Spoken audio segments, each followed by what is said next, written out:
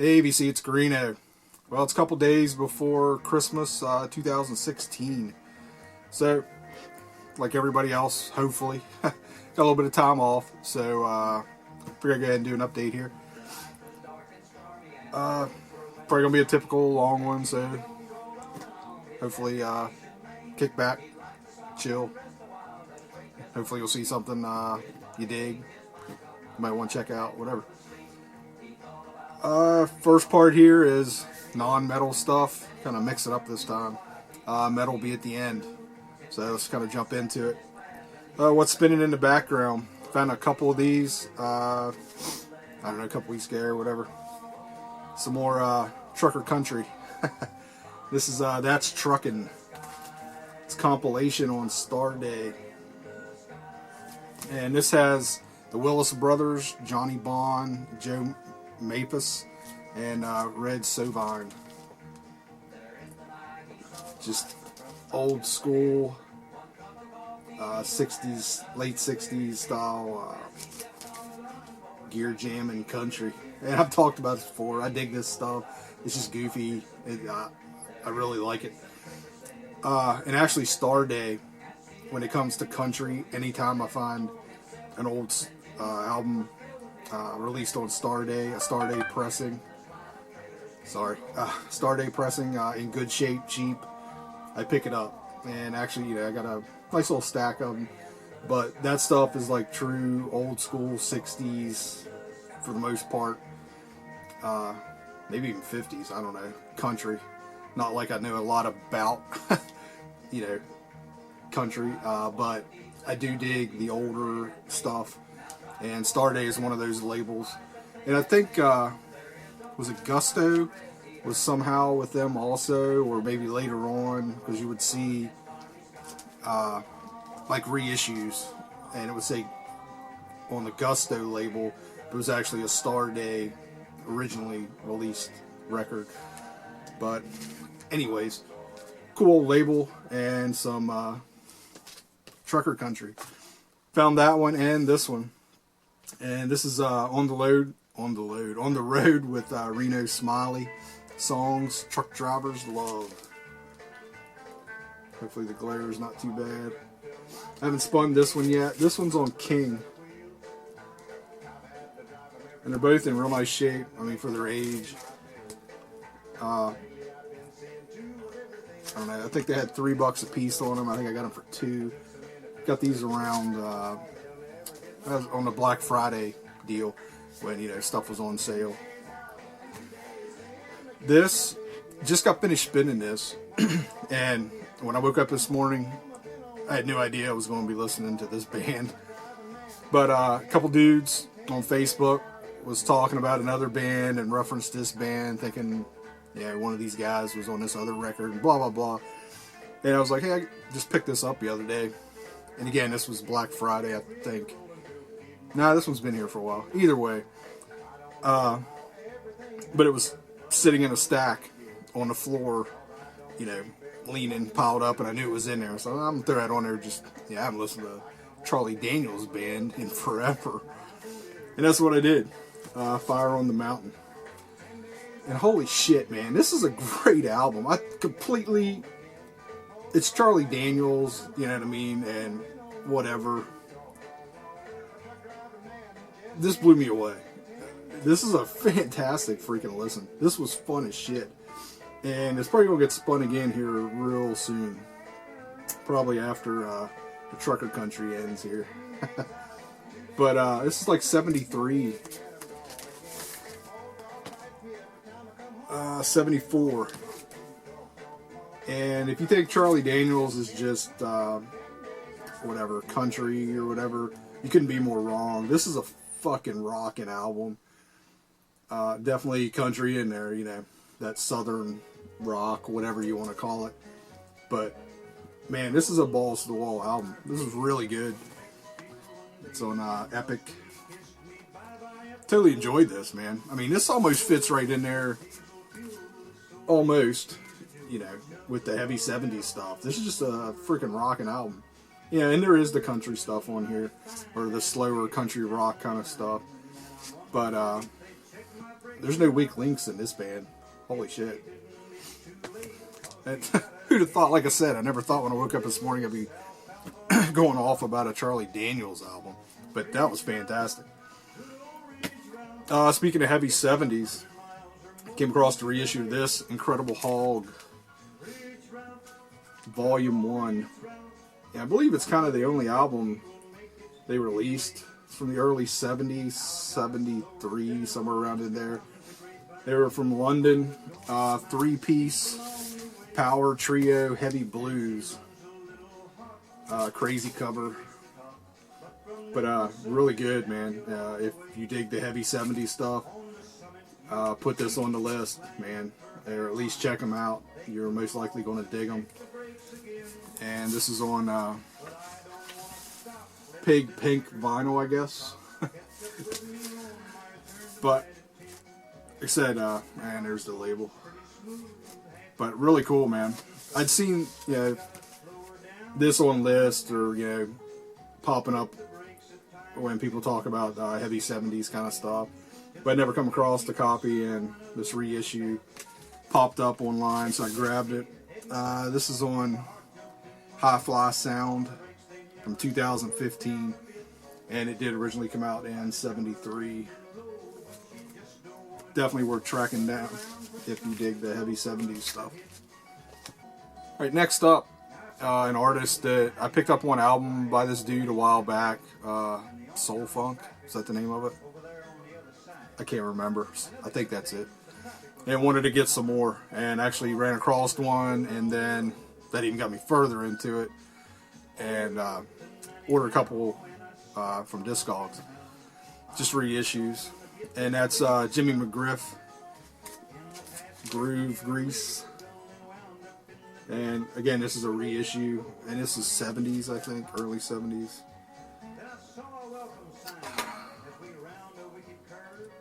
Yeah, 71. Killer cover. I know Mibber would love that. And this is a reissue from 2008. And actually I ordered this one and another one, which I don't have in a stack here yet. I haven't spun it yet. Both of them were sealed, brand new. And I could tell when I got them, they just looked funky. The cellophane was tight. And I was like, crap. And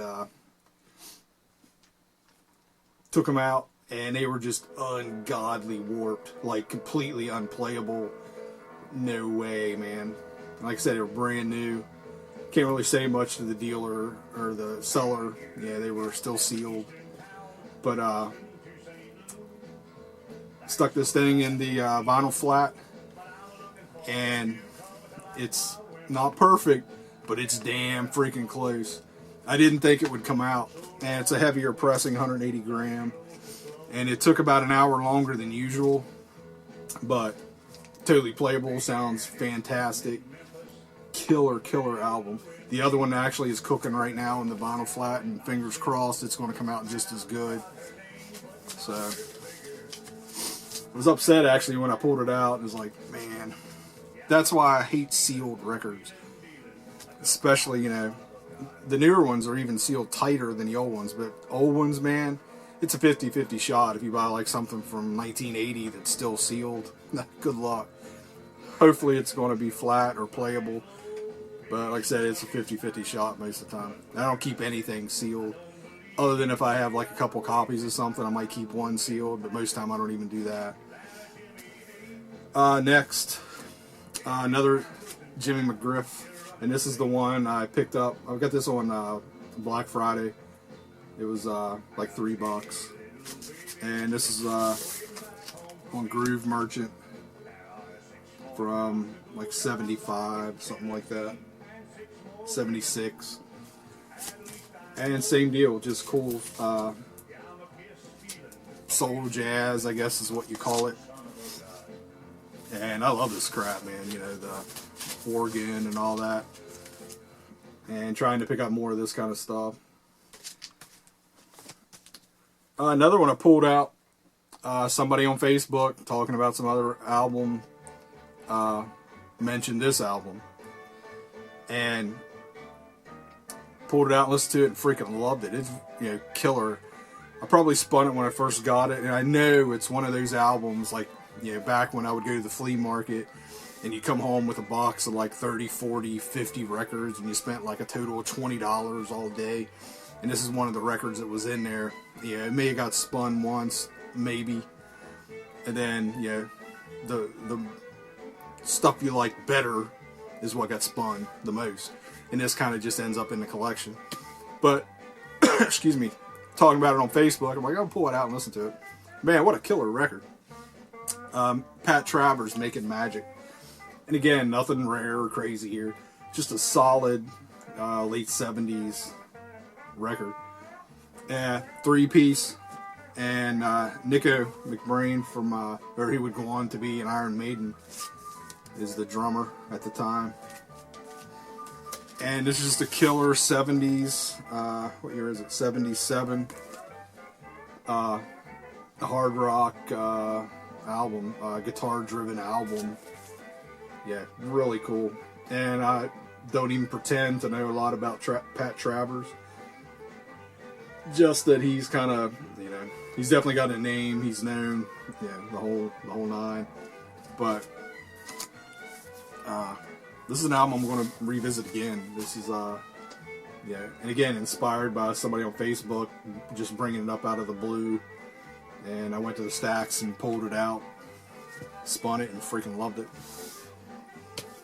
This one I pulled out because I'm reading, I think I showed it, Music from the Elder, that book, a giant, like 500-some page book about Kiss's Music from the Elder. But this album keeps coming up, and some of the interviews in there with guys that were in the studio working on the Elder, because Bob Ezrin produced the Elder, but at the same time he was producing another album for a band called the Kings, and the album is Amazon Beach, and that's this album. And I've had this forever. It just was probably $1 find at some point. It's nothing fantastic. It's from 81. It's just early 80s, kind of geared towards radio rock. It's not like new wave or anything like that, or pop. But it's, hook-driven rock of that time. It's not bad. It's nothing great. But evidently, Bob Ezrin was really over the moon about these dudes, and wanted to do the album for them, or with them, and was doing this album and the Elder. And that's the only reason basically I pulled this out. I was like, man, they mention this thing a lot in here, and actually it gets more lip service than it really deserves. It's not that great of an album, but it's just a cool relic from that time. This I found also Black Friday. Like I mentioned in the last video, I picked up a good bit of stuff used because they had all these 20% off sales going or whatever. I've had a download of this for a long time, and I've never seen anything by this band. And I think they only had 3 records, maybe 3 albums. But this popped up in the new arrivals at one of the shops, so I had to grab it. And it's blonde on blonde contrasts. And they were, I don't know a lot about them other than they were an American band, I believe. And actually it's a gatefold, when you open it up. And again, it's on Janus. And this is an original pressing. It's just kind of prog. It's not heavy prog or anything like that. It's actually a pretty good listen. Interesting band, and I've never really heard anything else. I don't think I've heard the other 2 or 3 albums that they had. But again, I've had downloaded this forever and just kind of dug it. And except I've never seen another copy of anything of theirs. So when this popped up, it's time to grab it, because I probably won't see it again. Or if I do, it'll be a long time. So I was happy to find that. This I grabbed. Aaron, Metal Theologian, turned me on to these guys a while back. They got a killer video. It's from like 80, 81 on YouTube. Somebody's uploaded. Just search for them on YouTube, you'll find the video. But I could never find the vinyl. And finally somebody reissued it. Aaron sent me a heads up. And boom, I was like, yeah, automatic, I want to get this. And it's Soggy. And yeah, it does look like something Aaron would be into, right? But this is killer, man. French. It's the recordings are from like 80 through 82, something like that. I believe they only had a single out, but you know, some of the other studio recordings and just some whatever. There might be some live stuff, whatever, on here. But really cool band. In the vein of the Stooges and the MC5, but French. So basically, these guys were like the equivalent of Radio Birdland. They're in Australia doing Stooges and MC5. These guys, a little bit later, are in France doing MC5 and the Stooges. And it's not a full-on rip-off. It's just, but you know, that's, you know, what they're kind of going for. This is a killer record. Crazy lead singer right here. Check out the video. It's Soggy, Soggy. Just, yeah, search for him on YouTube. And I believe it's some kind of, yeah, it's like a tie-dye deal or whatever. It's on Outer Battery. But thanks, Aaron. Thanks for the heads up on this, dude. Like I said, I've been looking for this for a long time. And I couldn't find a copy on vinyl. I actually had a friend download the copy on CD. I just got a burn of it on CD until that came. Next, Badger, One Live Badger. Very cool prog kind of band. Not real heavy, but cool organ, you know, keyboard stuff. It's on Atco, and this is an original pressing. There is a Yes connection here. I think the keyboard player was in Yes at some point, maybe early on or something. This is their debut album. It's a live debut album. And actually, this was recorded opening up for Yes. It's from, Jesus, late 60s, early 70s. I can't remember the year now. And, of course, it's probably not going to be on here. It's not. I'm thinking it might even be 69. I can't remember, but very cool album. And again, it's not heavy or anything like that. It's, you know, prog, but good. Yeah, I really dug it.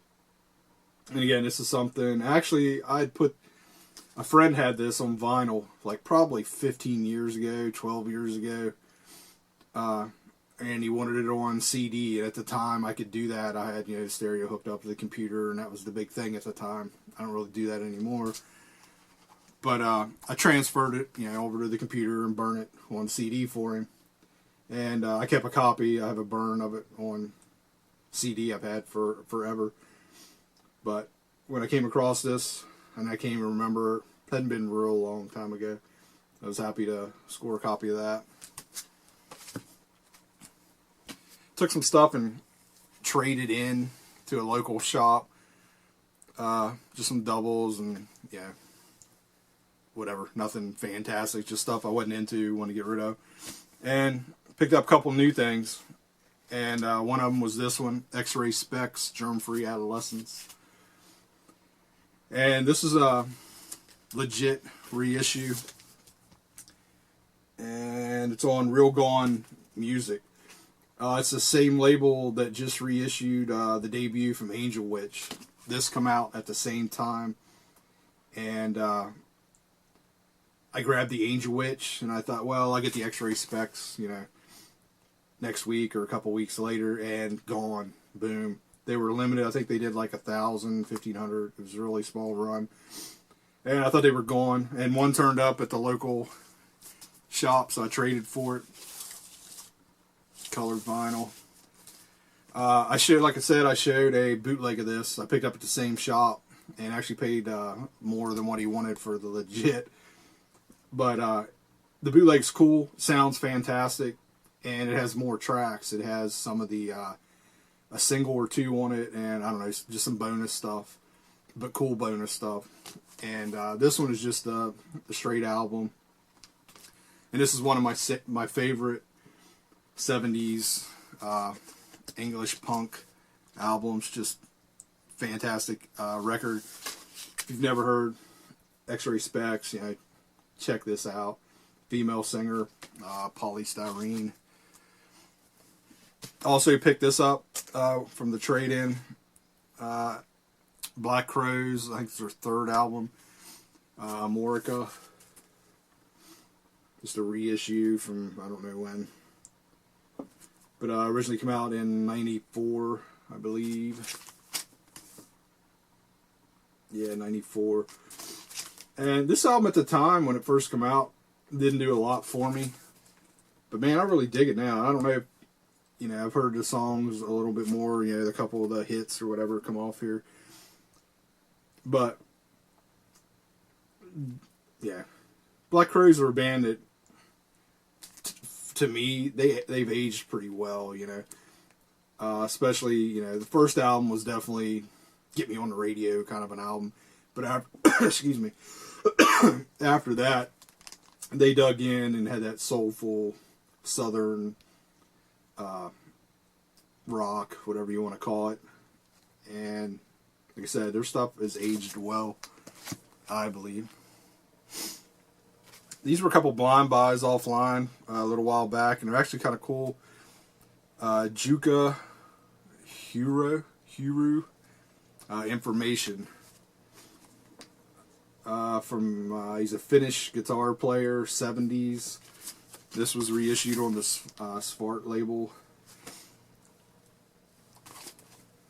Just cool stuff. It was just something, they weren't major expensive. Now, I can't remember if this is his first one or the next one. I can't remember what order they come out. I think this was the second one, though. But, again, just cool. Almost a little experimental, progressive, jazzy at times kind of thing. And rocking at the same time. And, again, I don't know a lot about him. I was ordering a couple of things, and those popped up. They looked interesting, so I grabbed them. They weren't very expensive at all. And here's the other one, Episode, also on Svart. Yeah, I believe this was the first one, the debut. And I'm thinking this one was a little better than the other one. Like the cover on the other one better, but...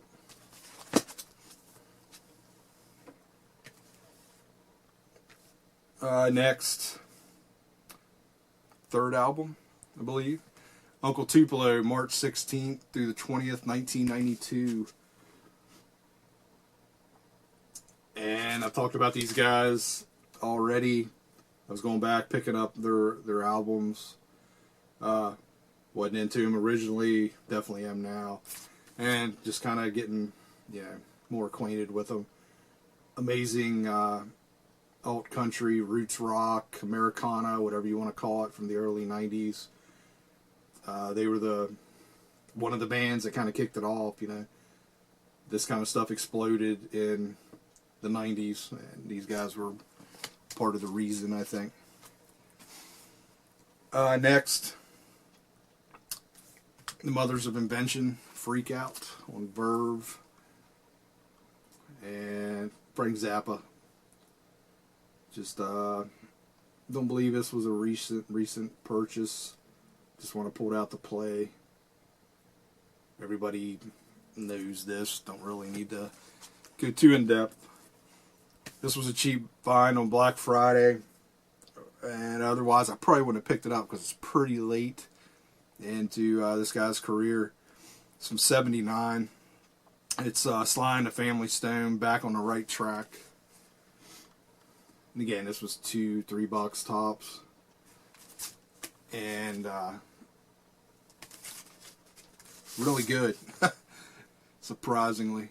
It's $4 plus the discount, whatever that comes out to. Around $3. Still funky, still good, man. Like I said, it's kind of late into the career. And I don't know if again, it's not like I know a lot about Sly and the Family Stone. I don't know if this was like a comeback for him. I know he had a lot of troubles throughout his life, so this may have been like a comeback era. But either way, not a bad record at all, and worth picking up for cheap. Found another Crusaders album, Unsung Heroes. This came out in '73, the same year as The Second Crusade, I think was the other one I picked up and showed. Really cool band. I kind of read up on them a little bit, and they started out like in the mid '50s as the Jazz Crusaders, and then shortened the name to the Crusaders like in the mid '60s. I haven't heard the early stuff, but that, you know, the early '70s stuff, which is kind of all I've heard so far, is killer, and I want to find some more. And you kind of get an idea just from the picture, you know. It's that soul, jazz mix, funk, whatever. Very, very cool. And last one, real quick, Blind by Cheap, Valerie Simpson. And this is on Tamla, which is, you know, part of Motown, whatever. Early '70s, '72. And this is cool. Nothing really amazing. Actually a little mellow at times. Much more radio friendly, I guess, for that time. But it was cool. It was another cheap pickup.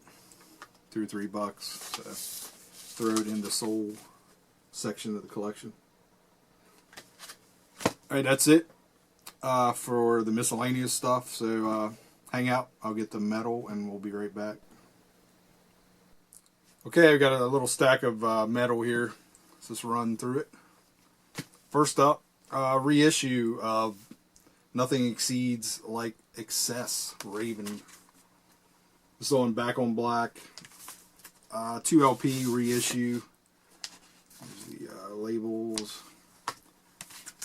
Have an original of this, but came across this really pretty cheap, so I went and grabbed it. This is basically the album after the Atlantic years, and they're back to being kind of back to what they were before, trying to make it or whatever. But a good album. It's, yeah, not bad at all. Yeah, it's Raven, you know.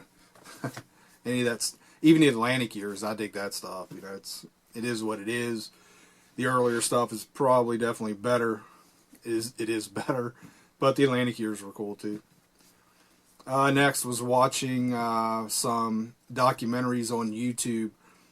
They just put out some special CDs of some albums with bonus DVD and, you know, documentaries and all that. I never picked those up, but the documentaries are on YouTube, so I was watching them and it caused me to spin a record, and it's Blackout from Scorpions. Those documentaries are really good. One's from Love Drive, Blackout, and Love at First Sting. I think that's it. Maybe Animal Magnetism. I can't remember. But I definitely watched those other 3. And it, like I said, it just caused me to spin a Scorpions record, and this is what I reached for. Don't need to talk about this other than it's a, you know, fantastic Scorps album. Reissue, just an obscure band, Prowler. Had this for a while, and again, somebody on Facebook was talking about basically this label, which I can't read. Phil du Metal. It's a French reissue label. I think they only did like 10 records. And I believe I have this one and maybe one other one that I can't think of now. But cool stuff. These guys were California, Texas or California. I think California.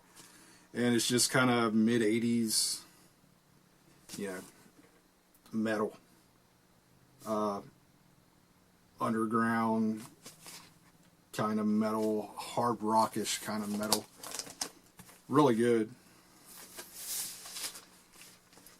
Another kind of obscure deal, Overload SR. Overlord SR, sorry. These guys were from North Carolina, South Carolina, can't remember now. And basically, you know, 80s band,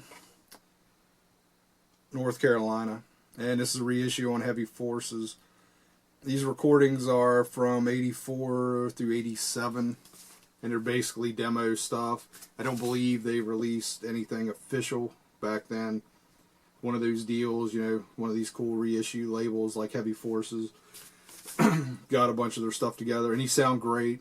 They're not, you know, 10th generation cassette copies, you know, of the demos. Sound really good. It's a nice release.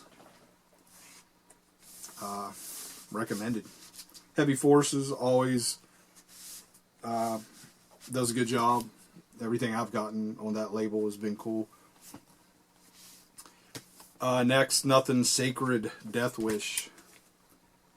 This popped up. I knew nothing about this, and I went ahead and grabbed it. It's an EP reissue. These guys were from Australia. Is that right? Yeah, Australia, I believe. Kind of in that power of the era, power metal, thrashy kind of metal. And it's unfortunately picture disc, which I believe is the only way it came. But it sounds cool, you know. I mean, it has a little bit of that surface noise when the needle first hits the disc, but after the music starts, it's fine. Newer picture discs are definitely different animals than the old ones we grew up with that sounded like shit no matter what. These don't sound that bad. Definitely would rather have just a straight black pressing, but black vinyl pressing, but is what it is. Cool album. Next, reissue of Necronomicon. What's the name of the album? Here we go. Apocalyptic Nightmare. Yep. Necronomicon. German 80s thrash. They were kind of like B level, I guess you could say. They weren't up there with Creator and Sodom and all that. I guess kind of on the level with Exhumer, you know, around in there, which is not a slap at all. You know, love Exhumer and excuse me, dig Necronomicon. These guys are a little more dirty thrash, but cool, you know. And I can't remember what album this is, like second album, I believe. But cool band. Here's a picture on the back. It's a High Roller reissue from 2014. I've had these on CD for a while, or a few of their albums on CD for a while. It's cool to. I've never seen originals. It's cool that High Roller reissued them. Yeah. Definitely grabbed those when I saw them. Next, I probably showed this when I first got it, but it's one I really dug, and I just hadn't put it away yet. Occasionally was spinning it, spun it again, and I think it's going on the shelf now. It's Cobra to Hell. I have two albums by him. I can't remember which was first, this one or the other one. These guys were from Peru. Yeah. I keep wanting to say Portugal, but it's Peru. And man, this is straight up 80s underground, traditional sounding metal. And actually they have some videos on YouTube. You pull those videos up and I swear to God they look like they were recorded in 1985, or one of them in particular does. And it's pretty much the way the album is. Really good. Totally dig this band. Want to keep up with them. Yeah, anything else they release, I will be trying to grab. I believe they only have the two so far that I have. And now that I say that, they probably got like 3 more I don't even know about. But if they do have more, or do put out more, I will be trying to grab them. This is a very cool band. Recommended. This was kind of I got this a while back, a year or two ago. This showed up on a site I ordered from, and I got to weed through the death metal and black metal stuff to find the kind of stuff I'm looking for. And to me, this has like an extreme metal cover, and I kind of almost went by it, but I looked at it again and was like, it looks kind of cool. Knew nothing about the band, so I checked them out. And this is a killer album. Nature, Head of Death. It just has like, I don't know, black metal maybe kind of a look on the cover. But these guys are from New York. Just kind of in that Merciful Fate maybe kind of dark kind of metal. It's new. It's from 2012, but Earache didn't put it out till like a year later or something. Here's the back, and it's one of those with a, if it'll do it, a pop-up in the middle. Very nicely done. And a really good album. I mean, I don't know if they're still out there floating around or if you can get them from Earache, but man, these guys are worth checking out. I'm pretty sure LJ ended up grabbing a copy of this too, because I sent him a heads up. I'm like, dude, I don't know if you passed this over. I almost did. But you might want to check these guys out. And I think he ended up grabbing it too, because it's a killer record. Just a really good new wave of traditional heavy metal kind of, 80s deal. You know what I'm saying. Next, Jagdpanzer, Decade of the Nail Spiked Bat. And I remember this come out. Basically, it was Jagdpanzer re-recording a bunch of old tracks. And it was back when, what's his name, who went on to be with Megadeth, Chris Broderick, is that right? The guitar player was still in Jagdpanzer. Hope I have that right. But really cool. They're just doing Warfarers on here, Reign of the Tyrants, and they sound good. They didn't, at this point, Jagdpanzer was a full-on, late 90s, early 2000s sounding power metal band. Very good at what they did, but just kind of not what I'm into or was into or am into, whatever. But they went back and did this, and they did them well, and it's not overproduced or anything like that. It's just a really nicely done re-recording of a bunch of old songs. Next, King Diamond, In Concert, 1987, Abigail. This is one of the reissues from Metal Blade. This sounds great. I never had this back in the day. And to be honest, I was late to King Diamond, other than a few little things here and there as a kid in the 80s.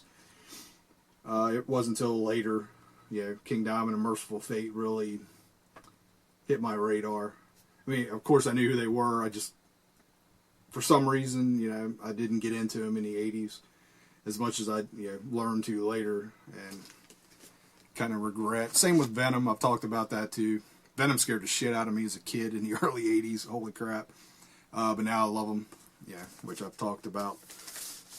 And Merciful Fate and King Diamond may have been a little bit of the same way. It was just like, these guys might be going a little too far. As a kid, that's kind of the way I saw it. New EP, band called Vulture, Victim to the Blade. I can't remember where they're from. This is new wave traditional heavy metal on High Roller, kind of a speed metal kind of thing. Very cool.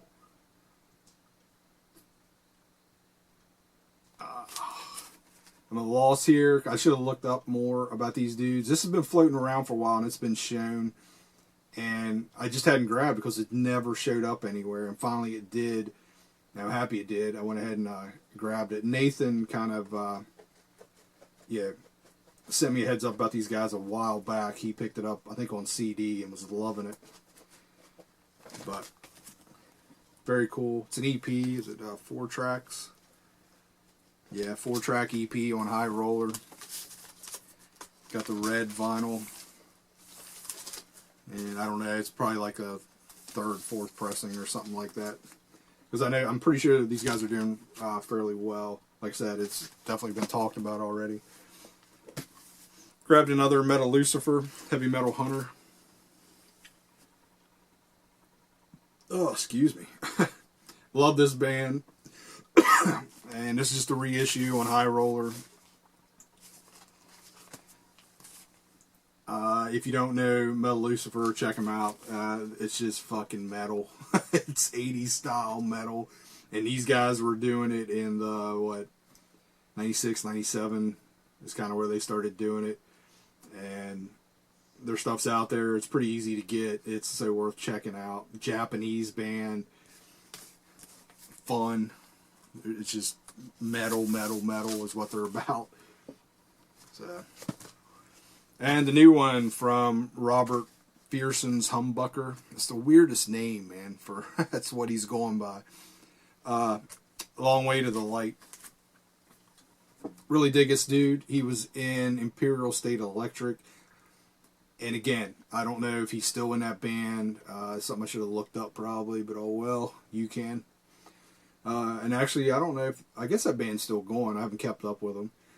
But basically that band was formed by, what's his name, Nick, the original singer from the Helicopters, or the singer from the Helicopters, Helicopters were started by him and Dragon from the Backyard Babies. Nick, I think, the singer from Helicopters, was actually in Entombed at one point. I can't remember, played drums or some shit. I don't know. But this is pretty cool. It's not like super heavy. It's just kind of rocking with hooks. He's got a distinctive vocal sound, which is, if you like Imperial State Electric, you'll like this. There's not a lot of difference, to be quite honest. Again, this is the 2nd album. And, I don't know, digging it. It's on High Roller. I think the first one was also on High Roller. And lastly, just got this one in. Vulture's Revenge, Where the Time Dwelt In. Kind of an odd title. But this is an EP from a new Italian, new wave traditional heavy metal, I guess you could say. Kind of on the epic side, I guess. You can hear a little Maiden in here. You can hear like a little that epic Manila Road kind of thing in here a little bit. I don't know, just a cool band. Like I said, this came out 2016, Gates of Hell Records, and they're out of Italy. 4-song EP, very cool. Definitely, this will be getting more spins before it hits the shelf. So that's it, VC. Merry Christmas to everybody. Almost the end of the year here. Gonna be kicking back this weekend. Don't have a lot of plans, just a few things. And spinning records, trying to catch up on videos, man. I'm like a week or 2 behind, if not more. So I hope everybody's doing well. Still getting subs, so thanks to all the new subscribers, all the old subscribers, and everybody that comments and basically, shoots the shit with me on here. And all the guys on Facebook. Alright, that's it. See you in the next video. Later, BC.